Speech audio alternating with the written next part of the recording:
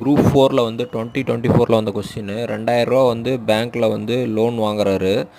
First இயரில் வந்து 1000 ரூபா வந்து திருப்பி கொடுத்துட்றாரு.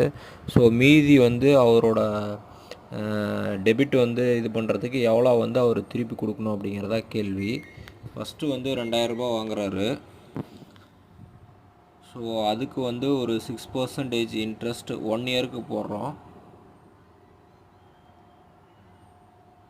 ஸோ 0க்கு 0 1 இயர் 0க்கு 0 கேன்சல் ஆயிரும்.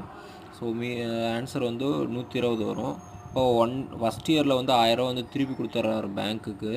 ஸோ அடுத்த இயரில் வந்து 1000 ரூபாய்க்கு மட்டும்தான் வந்து 6% இன்ட்ரெஸ்ட் நம்ம போடணும். ஸோ 6% இன்ட்ரெஸ்ட் போட்டால் அப்படின்னா வந்து 1 இயருக்கு இது மட்டும் போடுறோம். 0க்கு 0 கேன்சல் ஆயிரும். ஸோ இந்த இயரில் வந்து 60% இன்ட்ரெஸ்ட் வரும். இந்த 60 ரூபா இன்ட்ரெஸ்ட் வரும். ஸோ இப்போ வந்து அவர் பேங்க்குக்கு வந்து எவ்வளோ திருப்பி கொடுக்கணும்னு தான் கேட்குறாரு அந்த கடனை வந்து முடிக்கிறதுக்கு. ஸோ வந்து 1000 ரூபா ஆல்ரெடி திருப்பி கொடுத்துட்டாரு. இப்போ வந்து ஃபஸ்ட் இயரில் ஒரு 120 ரூபா இன்ட்ரெஸ்ட் வந்துருக்குது. செகண்ட் இயரில் வந்து ஒரு 60 ரூபா இன்ட்ரெஸ்ட் வந்துருக்குது.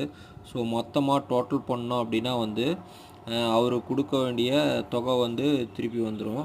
ஸோ இதில் வந்து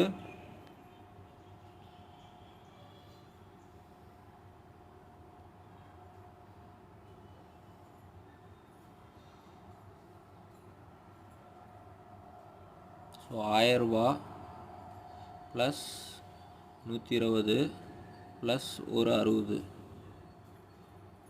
ஸோ வந்து 1180 ரூபா வரும் அவர் பேங்க்குக்கு கொடுக்க வேண்டிய தொகை.